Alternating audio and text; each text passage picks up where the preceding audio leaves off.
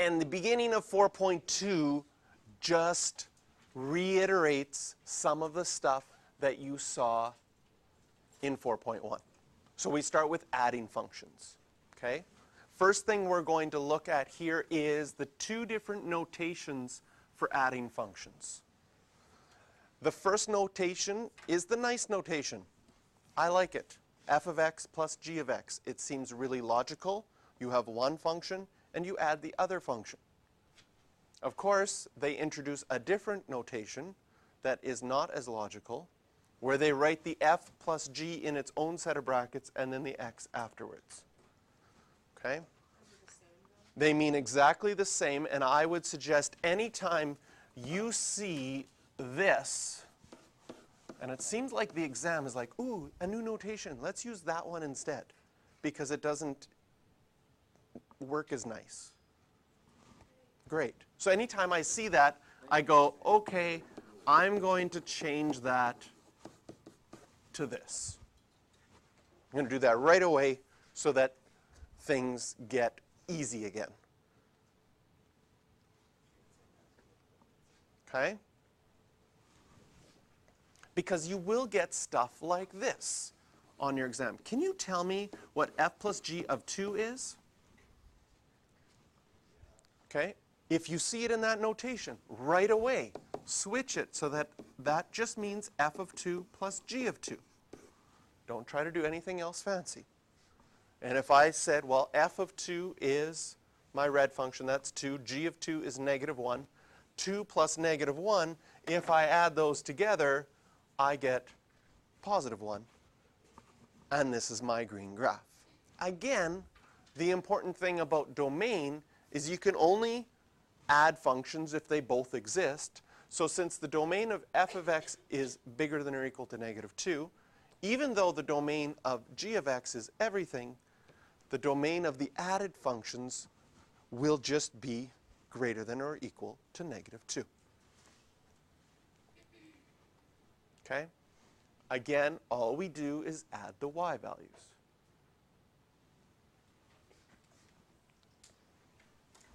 Subtracting functions. We've seen this already. All we do is subtract the y values. Again, they introduce regular notation and awkward notation. So if you have the awkward notation, take the time to write it unawkwardly.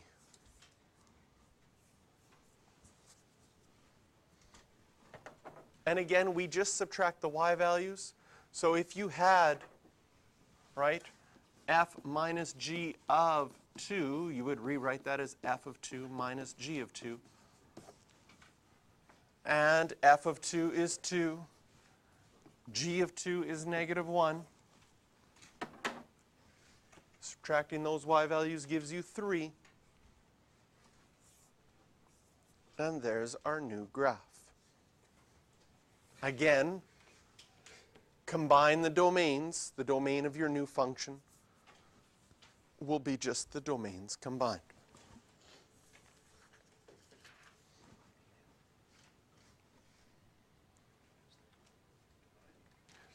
Because dividing is more complicated, they add it after example 1. Multiplying. Again, we got nice notation and not nice notation. So whenever you have the not nice notation, okay, this is not nice notation. Take the time to rewrite it. Okay, they can have not nice notation like this with different fonts of X. It's hard to write different fonts of X.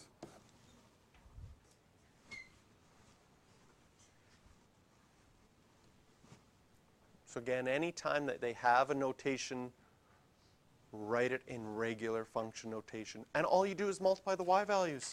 So if the y value of the red graph is 2 and the y value of the blue graph is negative 1, when you multiply them together, you get negative 2. What I'd like you to do on this graph, though, is to add a bigger dot here and a bigger dot here because those are easy values. Okay? They're easy values where one of the functions is 0 because when you multiply by 0, you get 0. It's also an easy value where one of the functions is 1. Can you see here my red function is 1? So my green function is exactly where my blue function was because multiplying by 1 doesn't change. And here my blue function is 1. So add those points in a little bit bigger because those are some of your easy points. Of course, any point like the one that they showed us where the y values are really easy to figure out, those are really easy to multiply as well because 2 times negative 1 is easy to figure out. Okay? Again, you take where the domains overlap and we just multiply our y values. So let's go to example 1.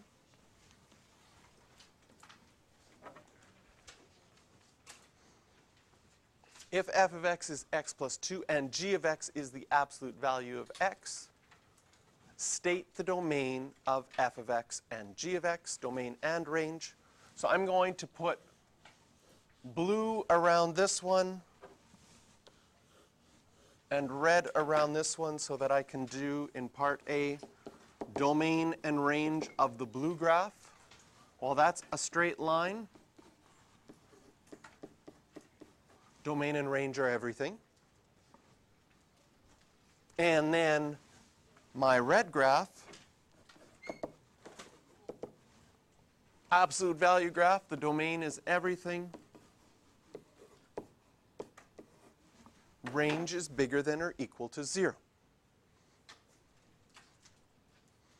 In part B, given h of x is f of x plus g of x, write an explicit equation, then determine its domain and range. So in part B, an explicit equation means that you're not writing it in function notation. So first of all, let's highlight that because that's an important definition within a question. Right? Sometimes you do a question in class and watching me do it just makes sense because I'm telling you what I'm doing and while I'm doing it makes sense. But then you get to an exam and you're like, ooh, I don't remember what explicit equation means anymore, and now I don't know how to do the question. It's not because the math is hard. It's actually an English problem where you didn't take the time to learn a definition, and now you don't know how to do a question. So we need to point out those key words when they come up. An explicit equation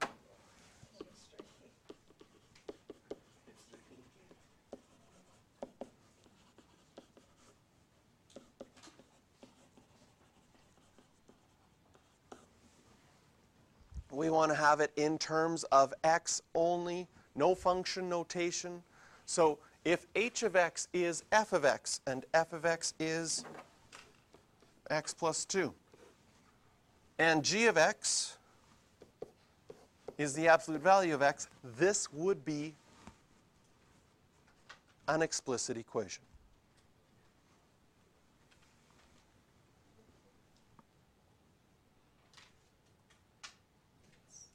Seems kind of weird, and it is so simple.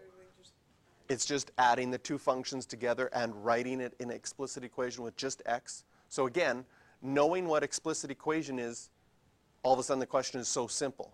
If you didn't know what that definition was, you'd look at this and go, oh.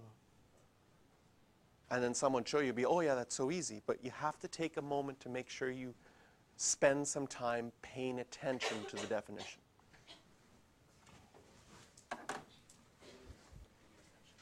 Paying attention is a good thing. Wow, learned something today. Look at that, it's a new year and we've learned something already. Paying attention is a good thing. Excellent. Now, if I take both of these graphs, my red graph was the absolute value graph, And my blue graph was a line x plus 2, slope of 1. It looks like this.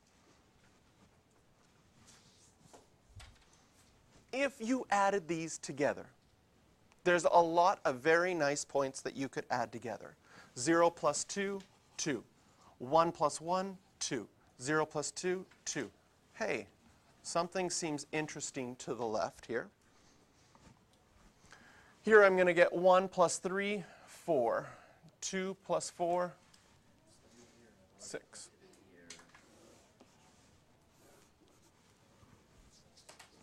By taking a bunch of points and adding them together, I get this graph. And by looking at that graph, I can see my domain is still everything, but my range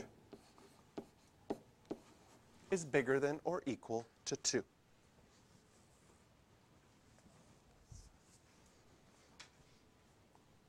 So I can figure out domain and range if I graph each of them and figure it out. Sometimes I can figure out domain and range if I look at the equation algebraically. This one's a little bit more difficult because of the absolute value. I just added the y values.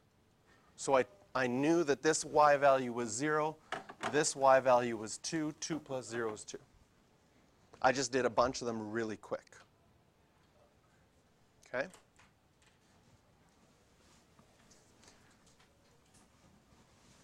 I want you to look at this line on the right. On the right, we would have the blue line, x plus 2, plus the red line. What is the equation of that line? If you just did that side, not the absolute value, but just the red side. If this line continued, can you see that that equation is just 1x? And if I had x plus 2 plus another x, my green graph here is going to be 2x plus 2. Does that look about right? Does it look like it still has a y-intercept of 2 and a slope of 2? Yeah. And here, I'll just do this quick and then I'll end the video. You would have your blue graph is still x plus 2, but now your red graph is a negative x.